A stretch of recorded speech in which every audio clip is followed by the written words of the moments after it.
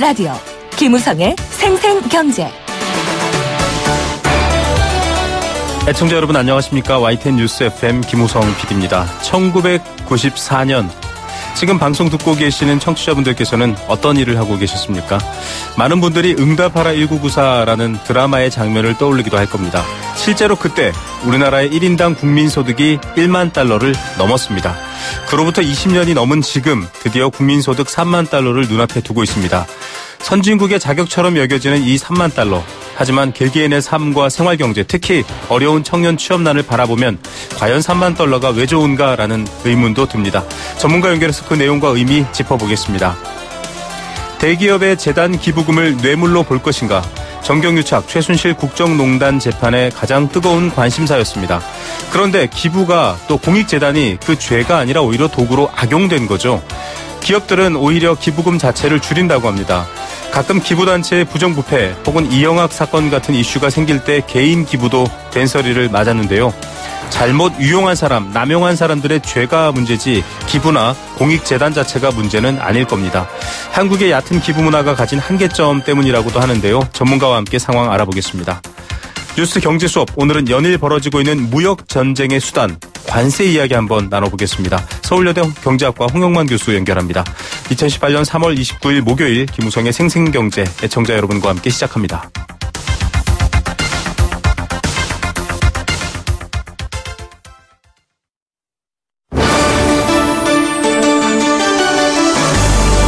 YTN 라디오 김우성의 생생경제.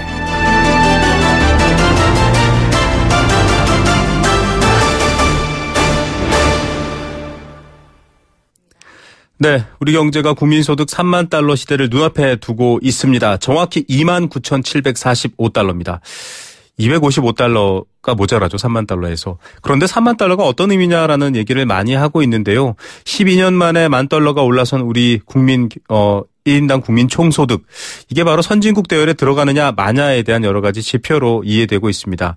하지만 상황을 바라보면 녹록지 않습니다. 선진국은 무슨 이런 말을 하실 분들도 꽤 많을 것 같습니다. 특히 고용 문제라든지 임금을 둘러싼 여러 가지 사회적 갈등과 어려움 마찬가지죠. 이제는 양적 성장이 아니라 우리 체질과 우리 경제 상황에 맞는 질적인 성장과 내실을 기해야 된다. 이런 지적도 많이 나오고 있습니다. LG경제연구원 조용무 연구위원 연결해서 관련 이야기 나눠보겠습니다. 위원님 안녕하십니까? 네, 안녕하십니까? 예, 자, 소득 3만 달러 시대, 사실 이런 거 국가에서 굉장히 대대적으로 예전부터 좀 홍보했던 부분이긴 합니다만 많이 알려지고 있는데요. 실제로는 어떤 의미라고 저희가 이해하면 될까요? 그 1인당 GNI라고도 하죠. 네. Gross National Income. 우리말로는 말씀하신 것처럼 1인당 국민 소득이라고 부릅니다. 국제적으로 통상 어떤 나라 국민의 평균적인 생활 수준을 파악하는 지표로 가장 흔히 언급되는 지표인 것은 분명합니다. 네. 2016년 기준으로 볼 때 앞서 말씀드린 1인당 국민소득 GNI가 3만 달러를 넘은 나라는 전 세계에서 25개 나라밖에 되지가 않고요. 네. 특히 그 나라 경제 규모가 일정 수준 이상임을 의미를 하는 인구가 5천만 명 이상인 나라 중에서 1인당 국민소득이 3만 달러를 넘은 나라는 네. 현재 미국, 일본, 독일, 프랑스, 영국과 이탈리아 이렇게 6개 나라에 불과하죠. 네. 그렇다 보니까 우리나라가 만약에 국민소득 3만 달러를 넘게 된다라고 한다면 전 세계에서 인구가 5천만 명인 이상인 나라 중에서 7번째 나라가 되는 셈이기 때문에 의미가 있다라고 말씀드릴 수 있겠습니다. 예. 언뜻 보면 이렇게 우리 경제가 또 1인당 국민 총소득을 얘기할 만큼 여러 가지 상황이 좋아졌나 약간 체감하지 못하시는 분들도 있을 것 같은데 지난해 대비 또 7.5% 증가폭도 나왔습니다. 국민 총소득이 늘어나는 것, 역시나 여러 가지 수출이 잘 되거나 이런 거시경제적 측면에서의 증가, 성장률로 봐야 될까요? 어떻게 이해하면 될까요? 제가 1인당 국민소득을 말씀드릴 때 달러라는 단위를 맞습니다. 썼잖아요. 네. 국제적인 비교를 위해서 일반적으로 1인당 국민소득은 달러로 측정이 됩니다. 네. 그런데 원래 이 수치가 계산되는 그 과정을 조금 이해하시면 네. 조금 전에 물어보신 질문에 대한 답이 쉬워질 수 있는데요. 네. 먼저 우리나라의 통화 단위인 원화로 표시된 명목 GNI, 1인 명목 국민 소득을 우선 측정을 하고요. 네. 이것을 우리나라 인구수로 나눕니다. 네. 그러면 1인당 원화 표시 국민 소득이 나오겠죠. 그렇죠. 여기에 우리나라의 환율을 연평균 시장 환율을 적용을 해서 달러로 측정을 하게 되는 거죠. 네. 그렇다 보니까 여기 각각에 들어간 요소들, 가령 우리나라 원화로 표시된 GNI에는 우리나라 경제가 어느 만큼 성장했는가, 활성화되었는가와 같은 경기가 들어가게 되고요. 특히 이것을 명목으로 측정을 하다 보니까 물가가 가만히 됩니다. 네. 그리고 인구수로 나누어 주다 보니까 인구가 어느 만큼 빠르게 늘어나고 있는가가 영향을 주게 되고요. 네. 그리고 마지막으로 환율, 달러로 측정하기 위해서 환율을 그렇죠. 감안하다 보니까 네. 원화의 흐름이 영향을 미치게 되죠. 조금 더 직접적으로 설명을 드리게 된다라고 하면은 네. 우리 경제가 많이 성장을 하게 되면 분명히 인당 국민소득, 특히 달러로 측정된 국민소득이 늘어나는 측면은 있습니다. 네. 하지만 이러한 경기가 활성화되지 않더라도 물가가 많이 오르거나 네. 또는 인구가 많이 늘어나지 않거나 그냥 경제가 가만히 있어도 우리 돈의 가치인 원화가 강세를 나타내는 경우에도 네네. 달러로 측정된 1인당 국민소득이 늘어날 수 있다라고 하는 것이죠. 네. 특히 저희가 감안해서 좀 봐야 되는 부분은 네네. 지난해 1인당 국민소득 이 앞서 말씀하신 것처럼 29,745달러로 네. 전년 대비 7.5% 증가를 했는데 네네. 우리 돈인 원화 기준으로는 전년 대비 4.7% 늘어났는데 그쳤다라고 하는 점입니다. 환율 효과가 있군요. 네. 그렇습니다. 결국은 우리 경제가 다소 살아난 측면도 있지만 물가도 올랐고 원화가 강세를 나타내면서 달러로 평가된 1인당 국민소득이 많이 늘어났다라고 하는 점에서 그 네. 의미를 지나치게 확대 해석하는 것은 조금 위험할 것으로 보여집니다. 예. 자, 1인당 3만 달러라고 하면 어떤 사회적인, 문화적인 어떤 진보의 의미로는 유추할 수 있지만 정확히 그걸 또 단순하게 어떤 경제적 가치로 보기보단 여러 가지 요소가 있다라는 부분들 이해하시면 또 좋을 것 같습니다. 좀 신중하게 봐야 된다라는 의미가 있는데 국민들도 좀 그렇게 생각하시는 것 같아요. 지금 이 기사에 가장 많이 따라 나오고 또 붙는 기사가 뭐 월급 빼고는 다 올랐고 고용도 어려운데 뭐 3만 달러 되면 뭐하냐 이런 좀 체감하지 못하겠다 이런 말들도 나오는데 이 부분은 어떻게 봐야 될까요? 그 역시 앞서 설명드린 부분에서 그 힌트를 찾을 수가 있는데요. 네. 그 1인당 국민소득을 GNI라고 불렀잖아요. 네네. 그로스 내셔널 인컴입니다. 네. 그 나라 안에 있는 경제 주체들이 벌어들인 소득을 모두 다 더한 거예요. 네. 그렇다 보니까 가계뿐만이 아니라 기업, 여기에는 정부까지도 포함이 됩니다. 하지만 말씀하신 체감 경기라고 하는 것은 아무래도 일반 가게라던가 자영업자 이러한 분들이 느끼시는 주관적인 지표거든요. 네. 그렇다 보니까 가계의 상황은 별로 좋아지지 않은 그러한 상황에서 기업의 상황이 좋거나 또는 정부의 상황이 좋아지는 것만으로도 1인당 국민소득이 높아질 수 있습니다. 네. 특히 가계가 체감하는 경기는 아무래도 고용 상황, 그리고 임금 상황, 그리고 어느 만큼 돈을 활발하게 쓸 수 있는가 이러한 것들에 영향을 많이 받게 되는데 그러한 측면에서 볼 때 저희가 역시 눈여겨봐야 되는 또 다른 지표가 있습니다. 네네. 1인당 가계 총처분 가능 소득, 일명 PGDI라고 부르는 지표가 있는데요. 네네. 이 지표는 가계의 벌어들인 소득, 특히 근로소득과 재산소득에서 내야 되는 돈, 세금이나 사회보장기여금 같은 것을 뺀 것이죠. 네. 일반적으로 국민이 자유롭게 처분할 수 있는 소득, 실질적인 주머니 사정을 보여주는 소득, 이러한 것으로 언급이 됩니다.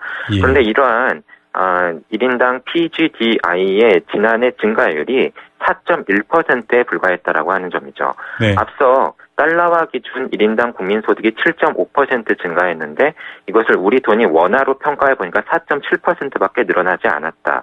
그런데 PGDI로 측정한 가계의 총처분 가능 소득은 4.1%밖에 증가하지 않았다라고 하는 것에서 말씀하신 체감 경기와 경제 지표 간의 괴리 현상을 일부 설명할 수 있을 것으로 보입니다. 예, 이걸 전체 소득의 국민 숫자 나누기 이렇게 좀 계산하는 측면이 있다라고 이제 설명이 됐고 여러 가지 얘기가 됐는데 그래서 궁금한 게 전체 우리나라의 여러 가지 국내에서 벌어지는 소득들은 높지만 이게 제대로 분배가 되느냐, 기업이라던가 특정에 쏠려 있고 또 어려운 사람은 더 어렵고 이런 부분들에 대해서도 좀 아쉬운 지적이 있거든요. 지금 설명해 주신 부분을 또 이렇게 바꿔서 보면 이해할 수 있을까요? 어떻게 보십니까? 그렇습니다. 이번에 발표된 통계에서 특히 눈길을 끌었었던 부분이요. 우리 경제에서 전체가 벌어들인 국민 총 처분 가능 소득 중에서 네네. 가계가 차지하는 소득의 비중은 전년 대비 0.3%포인트 줄었어요. 네. 모두 다 56% 정도를 차지하는 것으로 나타났고요. 네. 기업 부분이 차지하는 비중 역시도 약 20% 정도로 전년 대비 0.4%포인트가 줄었습니다. 네네. 반면에 정부 부문이 차지하는 소득의 비중은 23.8%로 전년 대비 0.7%포인트가 높아진 것이죠. 네. 결국은 법인세, 근로소득세, 양도소득세 이러한 세금뿐만이 아니라 국민연금으로 내는 부분, 여타 사회부담금 이러한 부분들이 많이 늘어나면서 소득 중에서 가계 또는 기업에서 정부로 이전된 부분이 예년에 비해서 상당히 많았다라고 볼 수가 있겠습니다. 예.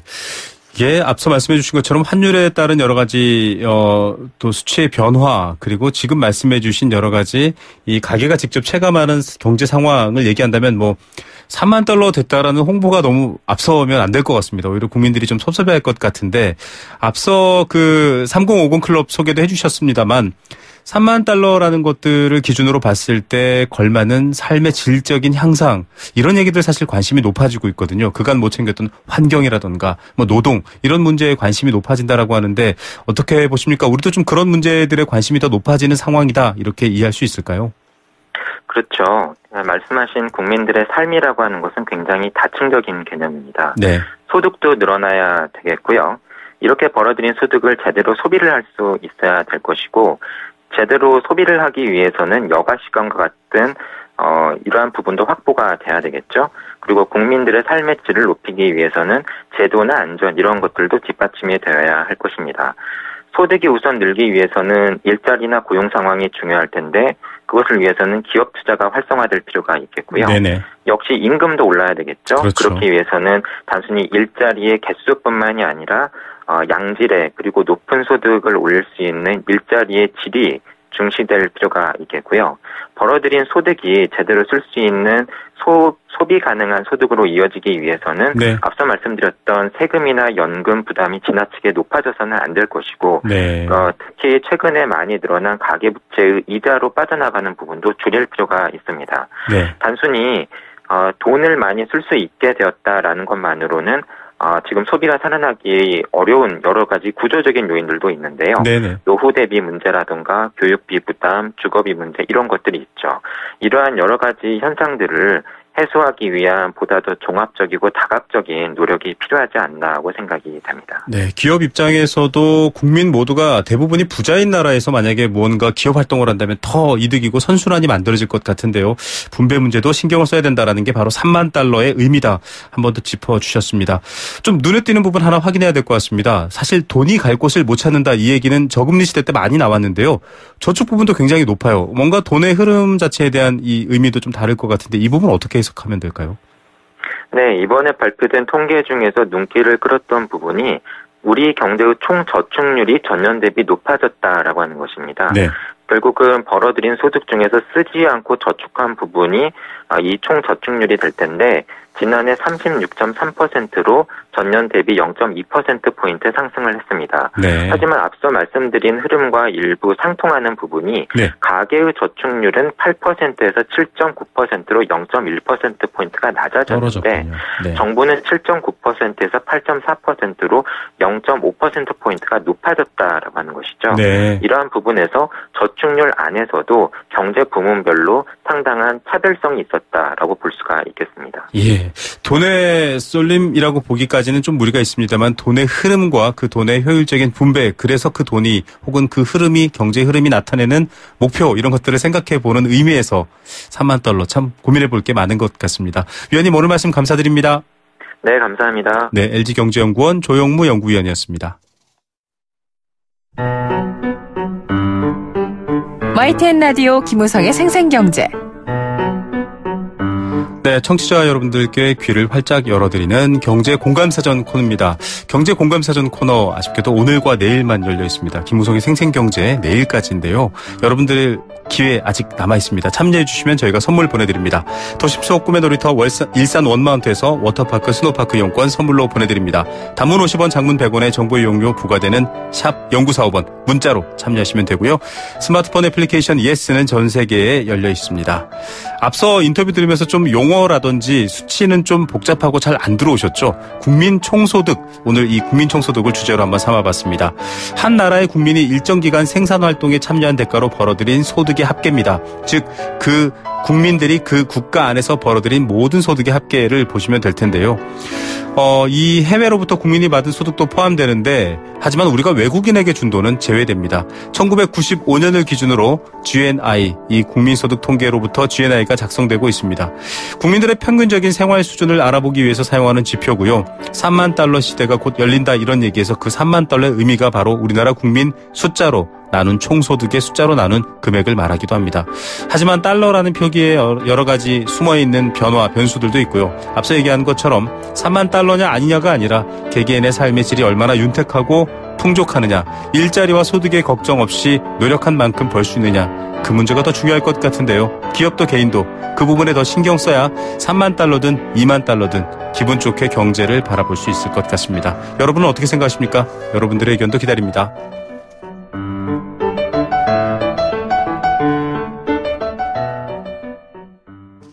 네, 생생경제일부 포스코와 함께했습니다. 캠페인 한 개 듣고요. 이 시각 주요 경제 뉴스 정리해드립니다.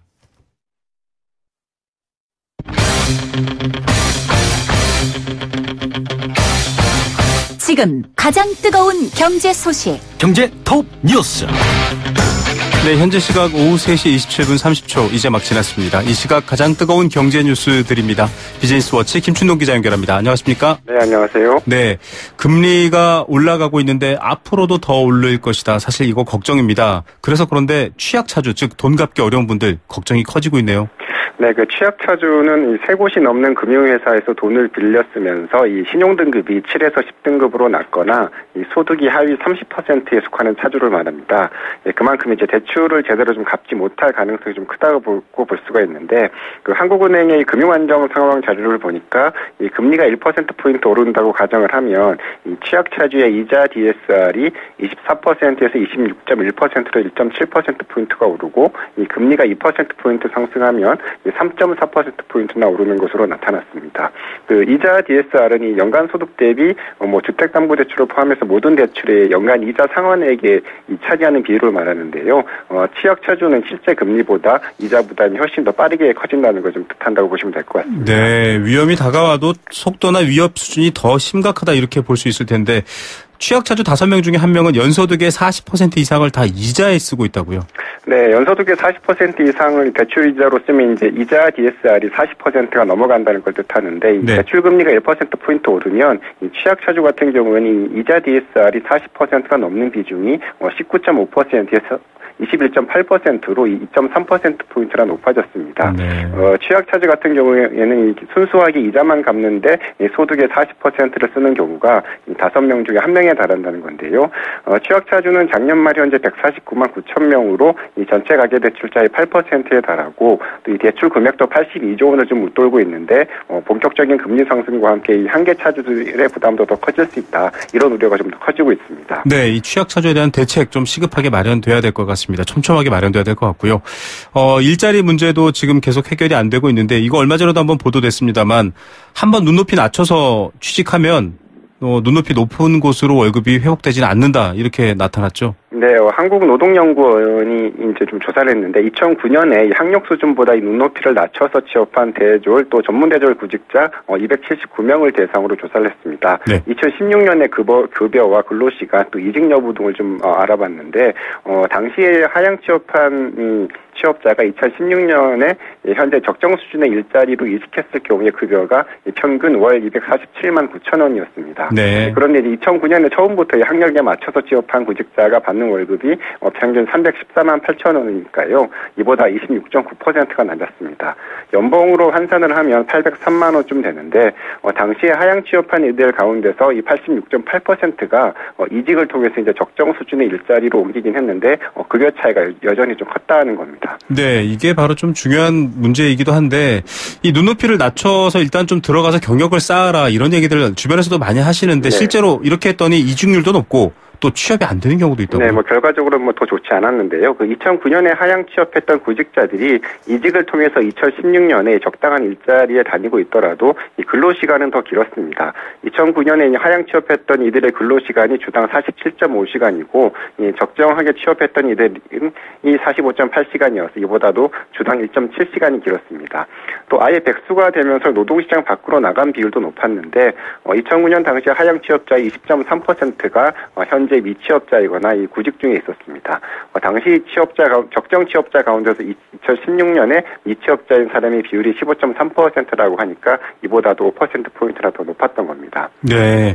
일손을 못 구한 중소기업체 사업장 이런 곳들은 또 학력을 따지지 않다 보니까 그런 직무들이 대부분이다 이렇게도 결과가 나왔네요. 네, 이건 이제 고용노동부의 자료인데 이 5인 이상 사업체 중에서 지난해 3분기에 이 적극적으로 구인 활동에 나섰는데도 일할 사람을 구하지 못한 이 미충원 인원이 8만 명으로 돌았습니다. 이 가운데서 약 26%는 이제 경력이나 학력 또 자격증 유무를 묻지 않는 그런 직무로 나타났고요.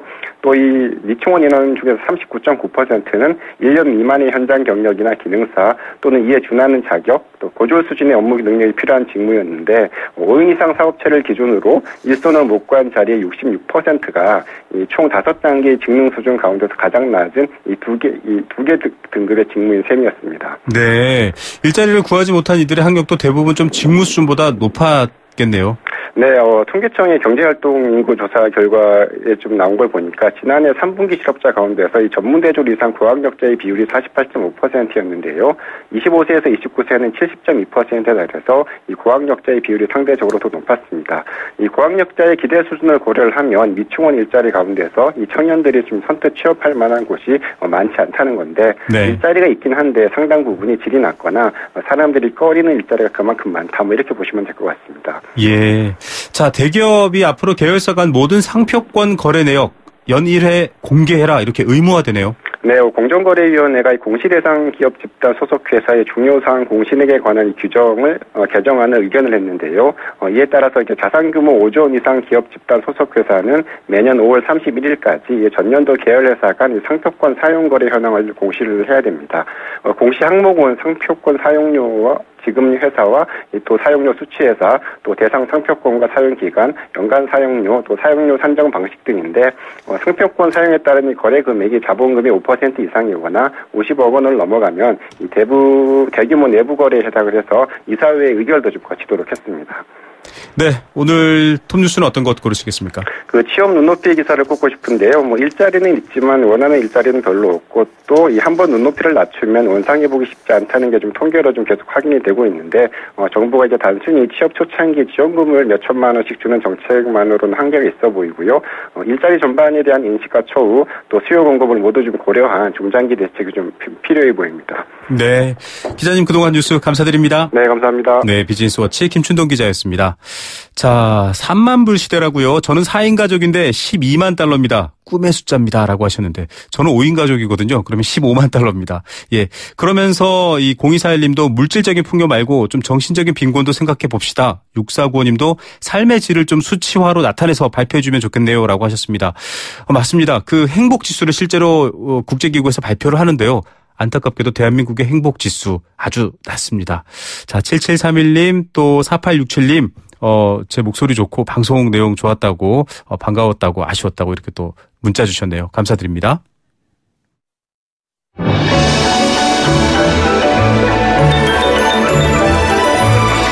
오늘의 경제를 들여다보는 시원한 창.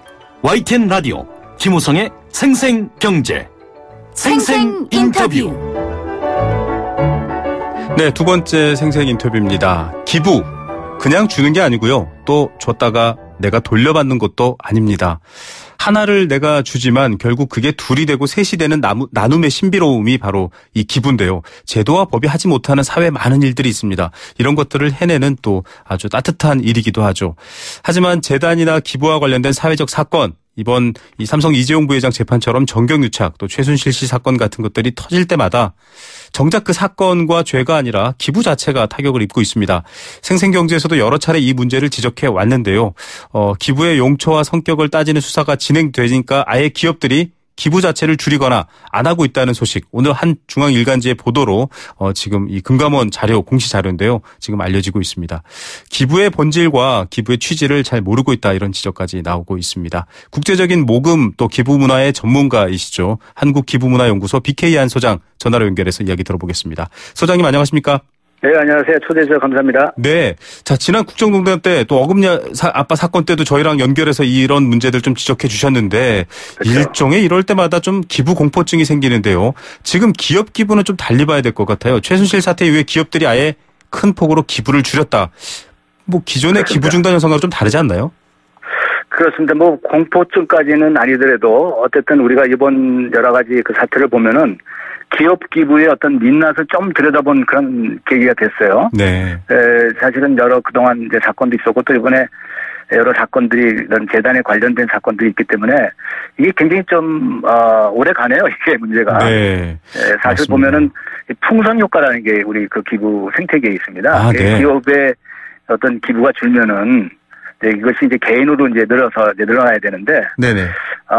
요즘 이제 이렇게 주로 보면은 사람들이 자기 기업에 기업 재단을 만들려고 하는 움직임들이 좀 많이 있어요. 그렇죠. 사회다 어떤 다른 단체에다 주기 전에. 네. 근데 이제 문제는 이런 이제 기업 재단은 이제 시간이 많이 걸리고 비용도 들어가고 뭐 중복 투자도 되고. 네. 윤리적인 문제가 상당히 많거든요. 네네. 그래서 이제 이런 것들이 좀 문제가 됐기 때문에 이제 문제는 이제 요즘 여러 가지 사회적 이슈가 이 기부 문화가 굉장히 중요한 이슈인데 네. 이슈보다 크기 때문에 사람들이 이제 많이 어려워하는 것 같습니다. 예. 일종의 저는 일종의 성장통의 일환으로 좀 생각하고 싶어요, 사실은. 예. 한번 좀 의미를 더 한번 몇 가지로 여쭤봐야 될 것 같은데요, 예. 대표님. 예. 그 기업들의 기부라는 것 좀 의미가 다르지 않습니까? 뭔가 기업들의 사회적 역할이고 약간 의무적으로 바라보시는 분들도 있을 것 같은데요. 예. 요번 주로 보면은 뭐 얼마 전에 이제 삼성 같은 네. 경우 이제 이거 삼성이 마치 이제 우리나라 기부 문화 이제 기준이 된 그런 문제가 좀 있긴 합니다만 뭐 10억 이상을 기부할 때 이사의 승인을 이제 필요하다 이런 게 이제 문화가 네. 다른 이제 일반 기업에도 많이 영향을 미친 것 같아요. 근데 사실은 우리가 기업과 기부에 대한 얘기가 좀 얘기를 하자면 전체 미국 같은 경우는 전체의 3%도 안 됩니다, 이게. 네네. 그래서 이제 기업의 기부는 그렇게 포션이 작기 때문에 이렇게 취급을 하지는 않는데. 네. 이제 제가 이제 다른 데이터를 좀 주로 보니까 네. 이제 특히 이제 우리나라의 해외 브랜드 네임 기업들이 있는데. 네네.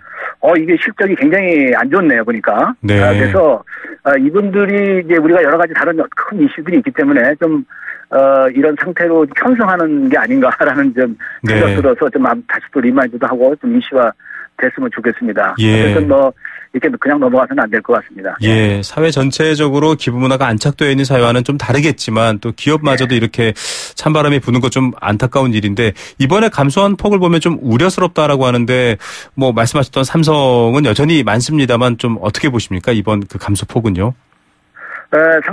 생각보다는 이제 조금씩 나아질 수는 있습니다만은. 네. 이게 이제 어떻게 영향을 미치느냐. 이제 삼성 같은 경우도, 처음에 이제 이제 여러 가지 다른 방법으로 지금 사회 공헌을 많이 하는 걸로 좀 알고 있고요. 네네. 다른 밑에 SK텔레콤이라든지 SK하이닉스 이런 데들도 상당히 노력을 많이 하고 있습니다. 근데 네. 중요한 거는 이제 이런 이제 대기업보다도 상위 10개 그 기업보다도 중간 이제 중소기업들이라든지 네네. 이제 기업들이 영향을 이제 많이 미치죠. 네. 그걸 많이 보니까. 예. 네네.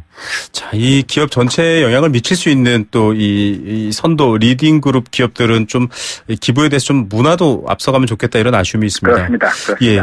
이 사회적인 사건이라 뭐 정경유착 사건이 터져서 재단이라든지 이 기부라는 것 자체를 좀 비난해서는 안 되겠지만 또 그렇다고 해서 기업들이 이렇게 좀 몸살이기처럼 확 기부를 줄이는 걸 보면 이거 뭐 남이 봐서 하는 기부였나 이렇게 생각할 수도 있는데 이것도 좀 다르지 않습니까, 교수님? 그렇죠. 뭐 우리가 너무 이제 이 기업의 기부를 이제 도덕이라든지 윤리 문제로 몰고 가는 건 좀 문제는 있습니다. 네. 사실 뭐 서양의 예를 들면은 기부라는 자체를 이기주의와 이타주의의 어떤 합작품이라고 보는 거거든요. 네. 물론 이제 이런 문제들은 아무래도 기업 입장에서는 이제 보상이 충분치 않고 양이나 질이나 시기가 이제 아니다라고 보기 때문에 아무래도 줄어들겠죠. 네. 그래서 어쨌든 우리가 노력을 해야 될 것은 물론 타인의 시선을 의식하는 거는 당연하죠. 네. 그러나 그걸 너무 죄악시하는 것보다는 자연스럽게 그들이 이제 동참할 수 있도록 이렇게 유도하는 그런 방법을 우리가 연구해야 된다고 생각이 됩니다. 네, 기업들이 뭐 여러 가지 사건에 따라서 좀 타인 혹은 뭐 여론에 의식하는 것보다는 이 기부 자체에서 좀 자신감 있게 오히려 선도해 나가는 문화 이런 얘기가 아쉬운데 좀 그렇죠. 궁금한 게 있습니다. 그 대표님. 예. 저희가 그 흔히 기업 기부 또 개인 기부 이런 차이를 보는데 이제 뭐 지금 대표님께서도 국제적인 이제 모금 기부 이쪽 분야의 어떤 자격증을 갖고 또 활동하시는 분이신데 예. 해외는 어떻습니까? 기업들이 이런 문화에 있어서 좀 우리나라 기업들과는 다른가요, 행태가? 그렇죠. 기업이 내는 아까 말씀드린 전체 3%가 안 되기 때문에. 네네.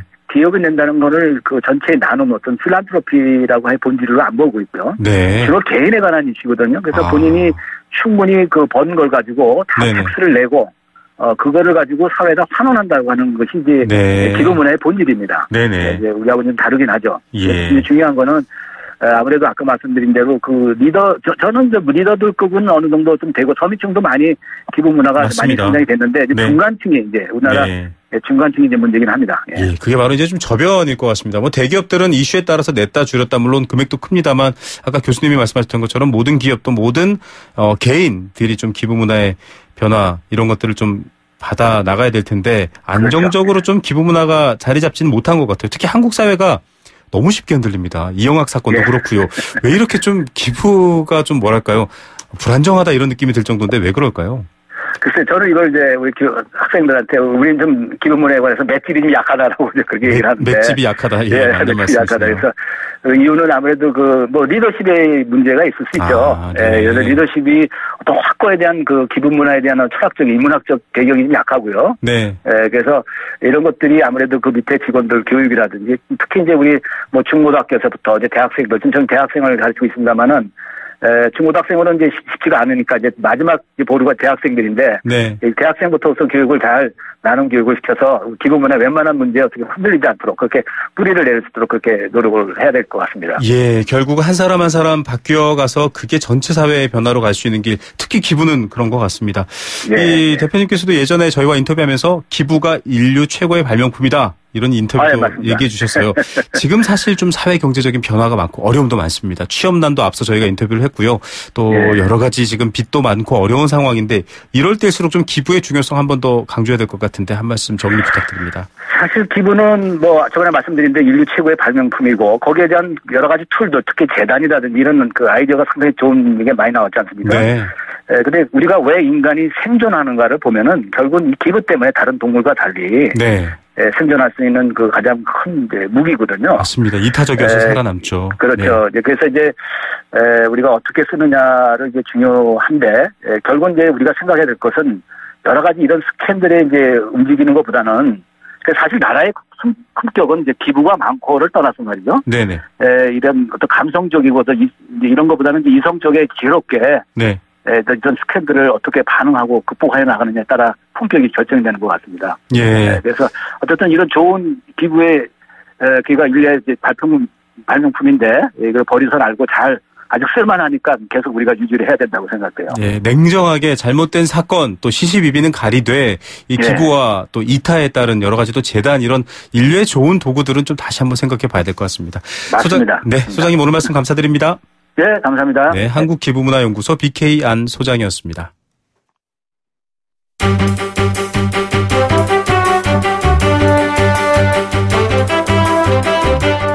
경제를 아는 힘. 홍영만의 뉴스 경제 수업. 네, 뭔가 궁금하고 배우고 싶은 게 있어서 수업을 듣게 되면 사실 돈을 내야 됩니다. 하지만 돈을 내지 않고 경제 수업을 들을 수 있는 시간 목요일마다 마련됐었죠. 자, 오늘도 서울여대 경제학과 홍영만 교수 연결하겠습니다. 교수님 안녕하십니까? 네, 안녕하세요. 네, 늘 참 많은 얘기들 가르쳐 주시는데 오늘도 좀 어려운 얘기를 다루고 있습니다. 무역 전쟁 이러면 그냥 막연하게 알고 있는데 사실 그 전쟁의 무기가 뭔가 봤더니 관세더라고요. 보호무역주의와 무역전쟁, 관세 이런 것들을 오늘 좀 얘기해 주실 것 같은데 이거 뭐 나쁘다니까 나쁜 걸로만 보는데 어떻습니까? 사실 뭐 보호무역주의가 나쁘냐 이런 거는 그렇게 선악의 문제로 판단하기는 어려울 것 같고요. 네. 국가마다 이제 처한 상황이 다 다르기 때문에 네. 일반적으로는 이제 어느 게 더 나쁘다 좋다 얘기하기는 어렵지만 네. 다만 경제학자들은 네네. 자유무역이 총체적으로 보면 인류에게 더 큰 이익을 가져다 주는 거 아니냐 네네. 하는 거에 의견의 일치를 보이는 것 같아요. 예. 그게 이제 우리가 흔히 얘기하는 비교 우위론인데. 비교 우위론. 네. 네.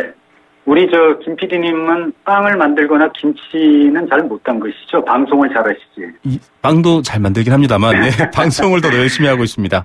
네. 그러니까 방송을 잘하시니까 방송을 해서 돈을 벌어서 빵과 김치를 사 먹으시면 더 풍요롭게 살 수 있다는 거죠. 그렇죠. 그러니까 각자 잘하는 것들을 하고 교환해서 서로 살 수 있는 것들. 네. 그렇습니다. 예. 그러니까 이제 이게 미국과 중국의 경우에도. 네. 중국은 이제 철광석이나 노동력이 풍부하지 않습니까? 그렇죠. 그러니까 이제 철광석을 가지고 이제 철강 제품을 만들고, 그 다음에 이제 미국은 고급 기술이 풍부하니까 비행기를 만들어가지고 그걸 서로 교환하게 되면 두 나라 모두에게 윈윈이 된다는 거죠. 네, 비교 위론. 경제적으로 보면 자유무역이 더 낫다 이렇게 얘기를 하고 있는 것이죠. 맞습니다. 문을 닫고 있는 것보다는 열어놓고 내가 잘하는 것도 상대가 잘하는 걸 교환하는 게 서로에게 도움된다 이 얘기인데 지금 네. 미국은 정반대로 가고 있지 않습니까? 물론 좋다 나쁘다의 자국의 사정이 다르다라고는 앞서 설명해 주셨습니다만 왜 네. 한국과 중국 관세로 이렇게 두드려 패고 있나요?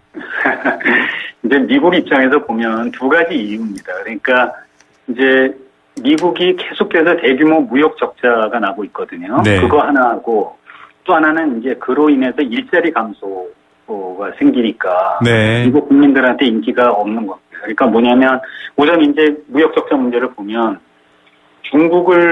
중국에 대해서 미국이 지금 무역 적자가 작년에 3천억 불이 났어요. 네. 그리고 한국을 대상으로는 이제 한 300억 불에 이렇게 근접하고 있는데 이 얘기는 뭐냐면 그만큼 3천억 불 정도 되는 빚을 내가지고 싼 중국 제품을 소비한다는 뜻이거든요. 네. 이렇게 되면은 이제 이런 무역 불균형 문제를 시정하고 싶은 게 이제 미국의 이유겠죠. 그리고 네네. 또 다른 하나의 이유는 철강 수입을 많이 하게 되면 자국의 철강 생산이 줄어들지 않겠습니까? 네. 그래서 이제 일자리가 미국에서 철강 산업에서 일자리가 줄어들게 되는 거죠. 트럼프 찍어주신 분들. 네, 맞죠. 그렇습니다. 예, 그러니까 이제 미국에서 이제 이런 사람들의 목소리가 크니까 트럼프 대통령이 이제 이런 보호관세를 매기게 되는 건데, 근데 교역이라는 게 아까 말씀드린 것처럼 네네. 쌍방이 주고받는 거잖아요. 네. 그러니까 이제 수출 산업에서는 일자리가 줄어들지만 수출 산업에서는 일자리가 늘어나거든요. 예. 그래서 이제 전체적으로 보면 일자리 수가 그렇게 감소하지 않는다는 게 또 경제학자들의 이제 공통된 의견입니다. 그러니까 사실 어찌 보면 관세를 부과하는 이유는 알겠는데 그렇더라도 경제적으로 보면 미국한테 큰 이득은 없어 보입니다. 예, 어떤 정치적 싸움이다라는 성격이 많아 보인다라고들 인식하시는데 좀 실제로도 그런 경우가 있군요. 관세로 이렇게 싸우는 게 사실 오늘날의 일이 아니고 이게 역사적으로도 좀 있었지 않습니까?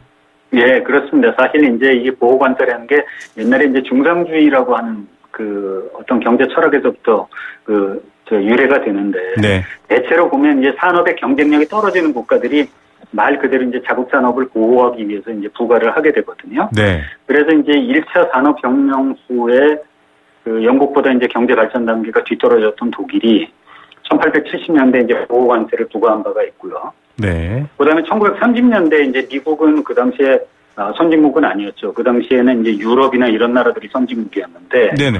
자기네가 이제 경쟁력이 뒤지니까 1930년에 스무트 홀리법이라고 하는 걸 제정을 해가지고요. 네. 평균 관세율을 49% 그러니까 거의 50%까지 올렸어요. 수입품은 엄청나게 비쌌겠군요. 네. 그렇습니다. 예. 그러니까 이제 당연히 이렇게 올리니까 그 당시에 이제 미국하고 교역하던 영국이나 독일, 프랑스 이런 데로부터 보복 관세를 불러들였죠. 네. 지금 중국이 보복 관세 하듯이요. 네네. 그래가지고 국제 무역이 4분의 1 이상이 줄었어요. 네. 그러니까 수출 수입의 양이. 네네. 그리고 이제 미국 산업에도 별 도움이 안 돼가지고. 세계 경제도 어려움이 되고요. 네. 그렇습니다. 그래서 2차 세계대전 후에 이제 선진국들이 가트라고 하는 그 다자간 관세 협정을 만들었거든요. 아마 청취자분들도 많이 들어보셨을 텐데. 네. 그래가지고 관세율을 계속 낮추기 시작해서. 네. 1950년대의 세계 평균 관세율이 한 20% 됐는데요. 네.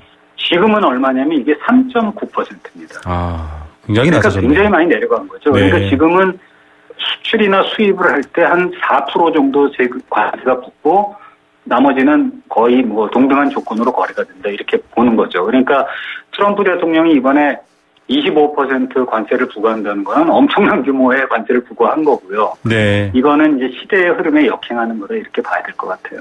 예. 관세 및 무역에 관한 일반협정 가트 그리고 그에 이어진 WTO 또 다시 TPP 뭐 굉장히 이 국제사회는 보호와 자유 사이에서 여러 가지 고민들을 하고 있다라는 것들 저희도 한번 흐름을 예전에 정리해드린 적이 있는데 결국 네. 우리나라 경제에 미치는 영향부터 좀 봐야 될 것 같습니다. 뭐 지금 지적재산권 얘기 칼도 꺼내고 있고 이런 상황인데 철강 관세 면제받았다고 정부가 우리 협상 잘했다 이랬는데 또 두드려 패는 기사도 많아요. 뭘 잘했냐 네. 다 뺏겼네 이렇게 보는 분들도 있던데 어떻게 봐야 됩니까? 근데 이제 사실 철강 관세는 면제를 받았지만 쿼타가 30%가 줄지 않았습니까? 그렇죠. 그러니까 이제 사실 관세나 쿼타나 그 효과는 똑같은 거거든요. 네. 그러니까 이제 수출이 분명히 줄어들게 되는 거는 뭐 확실합니다. 그래서 네네. 그 영향이 뭐 좀 적을 수 있을 거라고 지금 정부에서는 생각을 하는데 네. 어쨌든 수출이 감소할 거고요. 그래서 네. 안도할 만한 사안은 아니지 않나 이런 네. 생각이 들고요. 대비를 해야 되겠네요. 네. 네. 그리고 자동차 시장도 이번에 그것 때문에 또 개방하지 않았습니까? 예, 여러 환경 기준이라든지 이런 것들 좀 미국 손을 들어줬어요. 네. 그렇습니다. 그러면 이제 수입이 많이 늘어날 테니까요. 네. 지금 이제 그것보다 저는 더 큰 그 걱정거리는 뭐냐면 한국이 지금 중국하고 미국한테 그 수출하는 게 전체 수출량의 한 40% 정도 됩니다. 네. 예, 그러니까 양국이 이제 관세 전쟁을 하게 되면 네네. 양국에서 물건의 값이 올라가게 될 테니까. 네네, 그렇죠. 한국이 수출할 수 있는 물량이 급격하게 줄어들 가능성이 있어요. 네. 예, 그렇게 되면 지금 우리나라 경제가 조금 뭐 그나마 성장세를 근근히 유지하고 있는데 네. 경제가 많이 침체될 가능성도 많이 높아 보이고요. 그래서 네. 이런 것들이 이제 반영이 돼서 최근에 우리나라 주식시장이 굉장히 약세를 보이고 있잖아요. 맞습니다. 뭐 지난번에 발표한 날은 한 2% 가까이 떨어지고 뭐 최근에는 이제 전체적으로 보면은 주가가 약세를 보여서 이런 것들을 미리 알고서 경제 주체들이 반영하고 있는 거 아닌가 이런 생각이 듭니다. 예, 앞서 역사적 사례를 설명해 주신 것도 보시면은 전 세계적인 교육량이 확 줄어버릴 정도의 충격이 있었는데 그 상황에서 이 중간재를 가지고 또 수출을 하고 왔다 갔다 하는 우리나라 경제 어떻게 보십니까? 환율도 지금 좀 걱정이 많아질 것 같아요. 그렇죠. 아무래도 이제 지금 저희가 이제 환율 뭐 1,070원대, 60원대 이렇게 유지를 하고 있는 것도 이제 그동안 경상수지 흑자 규모가 이제 꽤 됐기 때문에 그걸 유지하고 있는데. 그렇죠. 이렇게 이제 수출이 많이 줄어들게 되면 경상수지 흑자 규모도 줄 거거든요. 네. 그렇게 되면 이제 환율이 상승할 가능성이 있고요. 네. 아까 말씀드린 것처럼 이제 기업의 실적도 나빠질 테니까 주식 가격은 떨어지고 이렇게 되면 금융시장에서도 네. 상당한 불안 요소가 되지 않을까 이렇게 생각이 됩니다. 네, 협상이 아니라 이런 위험 요소들은 어떻게 극복할 것이다라는 이 메시지도 경제에 아주 중요한 영향과 또 긍정적인 영향을 미칠 텐데요. 좀 기대해 봐야 되겠습니다. 교수님 네. 늘 좋은 말씀 감사드리고요. 오늘 여기서 이 순서는 마무리해야 될 것 같습니다. 감사드립니다. 네, 고맙습니다. 네, 서울여대 경제학과 홍영만 교수였습니다. 네, 생생경제 포스코와 함께했습니다. 9246님, 생생경제 프로그램이 없어지나요? 라고 하셨는데 그렇지 않습니다. 예, 이 다음 주 월요일부터 또 새롭고 아주 재미있는 생생경제 시작되니까요. 계속 채널 고정해 주시기 바랍니다. 내일 하루 제가 또 이 작별 인사를 드리면 너무 당황스러우실 것 같아서 오늘 예고편을 한번 보내드려봤습니다. 7731님 목소리 좋다고 칭찬해 주셨는데 그런 얘기 방송 중에 많이 들었던 것 같습니다. 예, 저는 또 다른 프로그램에서 또 YTN 라디오와 함께 청취자 여러분들 즐겁고 유익한 시간들 만드는데 노력하도록 하겠습니다. 내일 방송에서 뵙겠습니다. 김우성의 생생경제였습니다.